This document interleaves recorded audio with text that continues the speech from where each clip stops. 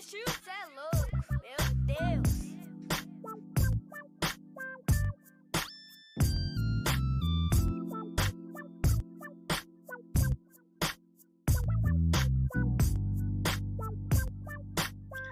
How you all doing today? My name is Luis, representing YVHR Designers. I'm going to give a quick presentation on Art Deco, which is one of my favorite architectural styles.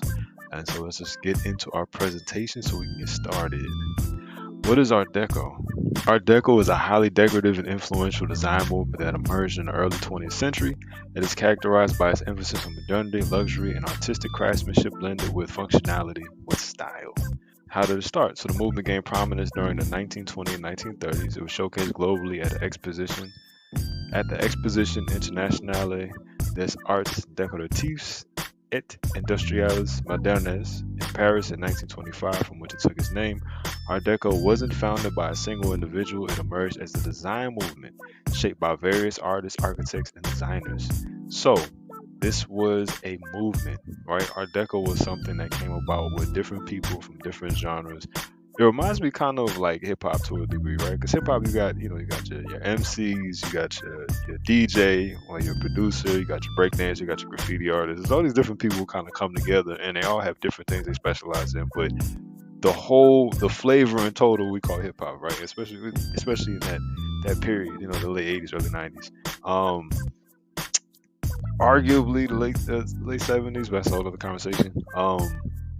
But you see a combination of different people from different genres coming together and forming a movement, and I think the results were very good, in my personal opinion. So we'll keep going.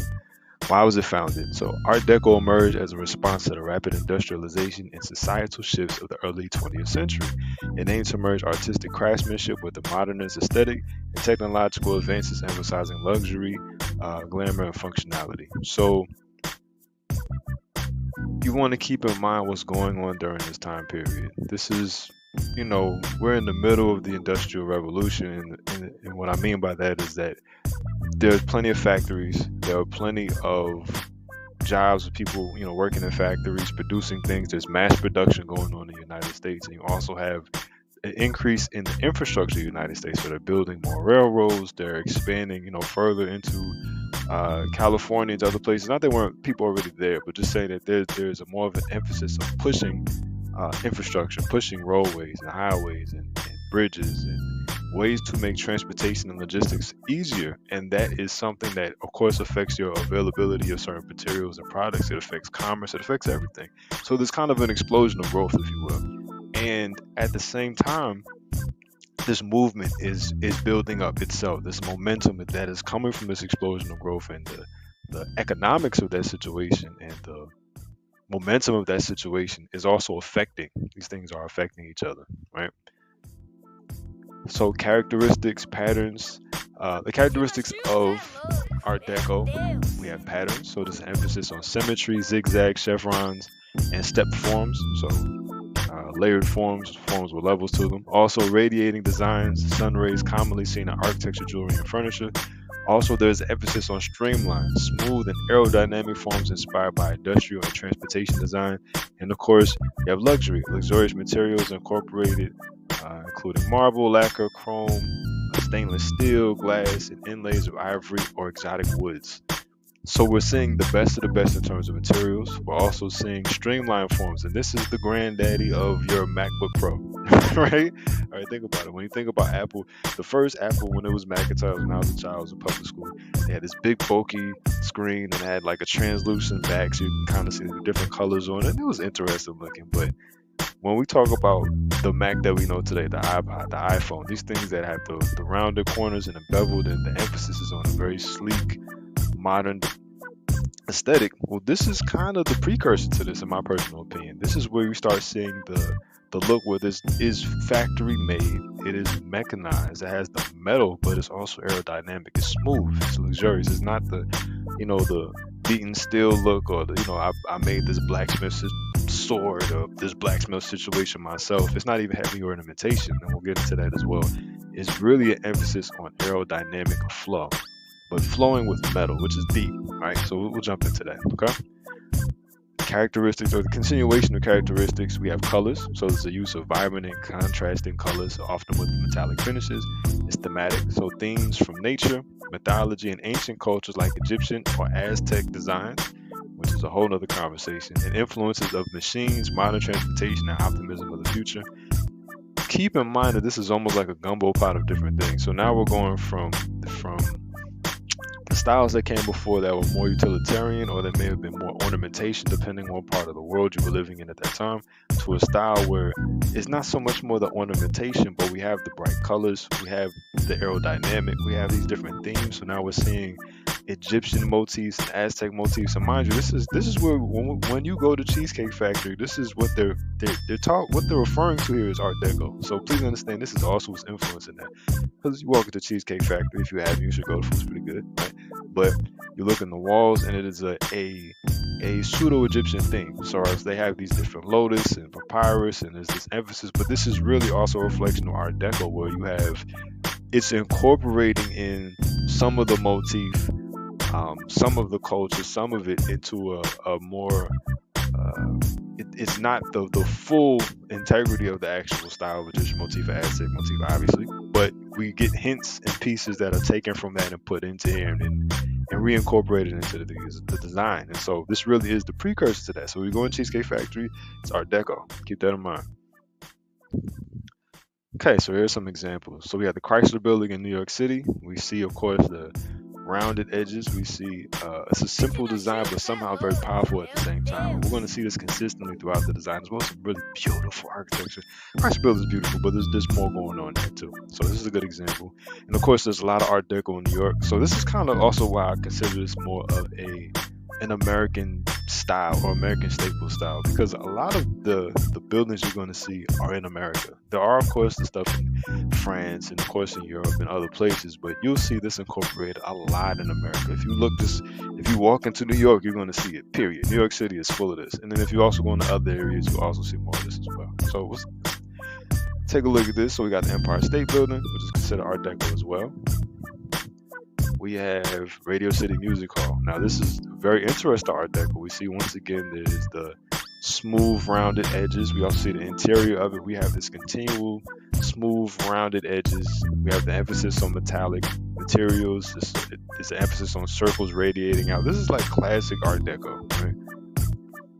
Also have Rockefeller Center, which is extremely Art Deco, right? If we look at it, we see we have what almost feel so. This is also why I say Art Deco reminds me of hip hop, because in Art Deco you see a style that emerges in terms of how we are describing the anatomy of physical people, similar to with graffiti, right? With graffiti, I'm taking an eyeball, some letters, and I'm just making it really round, and I'm adding a lot of bright colors, and I'm remixing it to something that's totally unique, right? And so when we're looking at Art Deco, we see a similar situation where they're taking what would normally be the kind of Greco-Roman motif, where they were very into anatomy and physically strong, and you see every muscle and every vein in the hand and the eyes, and everyone's kind of doing like this in the photo. You see all of that, but now what we're doing is we're kind of scaling that back a little bit, and we're making everything a bit more simplified. So we're seeing a simplified design, but we're also having what almost looks cartoonish, right? If you're looking at it closely. So we have a picture of what looks like Zeus. I don't know if this is Zeus or not, but seems to be shooting lightning bolts from his hand. He has a giant beard. I figured this, based on all the context clues, this looks like Zeus, right? But maybe not. But we see there's this person who appears to be some sort of magical being over here on top of this quote talking about wisdom and knowledge, which is also very dope. And we see another one who appears to be Atlas holding up a globe. I would assume this is Atlas. And of course we have this another person, or another, I guess is a deity, floating in the middle of Rockefeller Center. With a torch. So I'm guessing it's Prometheus. I may be wrong. I need to brush up on my mythology. We'll do some brushing up on mythology as well. But we see this is all these mythological figures in the middle of New York City, but done in a style that is very unique to Art Deco. There's no other style on the planet that is specifically like this in terms of how they simplify the figures and describe and ornamented the circumstances. We also keep in mind the rest of this building looks pretty plain. Just, it looks like some sort of masonry blocks, but then in the middle there's a splash of color, and it looks like it's out of a comic book, right? This is Art Deco, right? This is my opinion, this is the hip hop of architecture. And I'm willing to debate, but I'm just saying this has hip hop-ish themes to it, right? Hey, Eastern Columbia Building, which is beautiful. This is a beautiful building. We see once again these motifs of energy radiating out. We see these really luxurious looking materials. It looks like some sort of rusted patina copper or some sort of material like that, but it's just beautifully done, and it makes this building look timeless. I think this is a beautiful building, and the entrance is very grand, and you see there's an extreme emphasis on the use of luxury materials here, which I think is awesome, right? And even on the inside, there's a little bit Art Deco. It's more plain, but it does not take away from the outside. Even the way they did the terrace with the pool, I'm like, this is a classic. This is a timeless piece right here. Okay, we got the Delano Hotel, Miami Beach. Now, Miami is also one of the largest locations for Art Deco style buildings as well, which I didn't know until I did some research on this, which is interesting. So I'm gonna have to take a trip to Miami to check it out. But we have the Delano Hotel, which is a beautiful building, and we see at the top, with the hotel kind of ripples out in a way where the building is shaped in angles, which I thought was interesting. It still simplifies, not a lot of ornamentation, but the top you see once again almost like crest on the top of the building, and it reminds me a little bit of the what's that movie 300 with the Spartans where they got the little crest on the top of their head. It reminds me of that, and it has that kind of Art Deco pop to it, as well as the front entrance looks very luxury. It looks like I'm walking into a villa in a tropical place. Technically Miami is tropical, so that makes sense, right? Very cool. We have Palais de Tokyo in Paris, France. Once again, we see this figure, the statue, actually is more Art Deco. From afar, it looks like our classic Greco-Roman statues, but when you get up close, it's actually more simplified in form, and it does come off a bit more Art Deco, right? But this is, of course, in the heart of France, which is Paris, right? And then we also see motifs on the side where we're starting to see references to some of the older styles. You go into ancient cultures, they usually have carvings of daily life on the wall and of different events that happen. And so we see this over here. We have these figures on the side of the building, but there's an interplay here with the old and the modern. Old was modern at that time, and then we also see the rounded curve of the building. There's different columns, so it sort of references a lot more of the Greco-Roman experience, or you can even say the Egyptian experience in terms of how they had the colonnades and things like that. But very interesting piece here. The National Basilica of the Sacred Heart in Brussels, Belgium, which is interesting too, because at first glance it doesn't look Art Deco, but if we zoom in a little bit, we see that this would normally be more of a Gothic style, which is heavy ornamentation. Gothic style is a lot of ornamentation, a lot of different figurines and this person and pictures kind of in the walls. This isn't like that. It's actually simplified. So we do have the different shapes. We do see some sharper edges here, but overall the shapes are rounded, they're simplified, and even if we look at how they did the stairwell and some of these other things, these are simplified forms. This is me taking Gothic and toning it down, and then maybe adding some luxury materials, maybe more of an emphasis on other things, right? So maybe I don't need all this heavy ornamentation. Maybe I just want you to focus on the service, right? So I thought, right? Okay. We have Eltham Palace in London, which is an interesting building because it has one of the older English, or I would say European styles in terms of the exterior, but then when we go inside, we see that there is a very interesting play. We have some Greco-Roman elements, but then we also have some simplified forms in terms of the furniture. We see, actual circles and geometry inside the actual walls. So this is not like a space to gaze into another space. We're seeing just a different blend here, and this is more, I would say, more on the emphasis of the Greco-Roman style, but we're still seeing that this is actually Art Deco, right? We have some of the curves on the inside. We have luxury materials that are used. We have some pictures that are actually on the wall of I guess these look like soldiers over here, and some buildings. But the overall theme of it, when we add it all up, we're still having an Art Deco experience here. We just put a little bit more Greco-Roman emphasis into it. So it's kind of like a mix of both, right? A little bit more top heavy on the Greco-Roman, but it is considered Art Deco.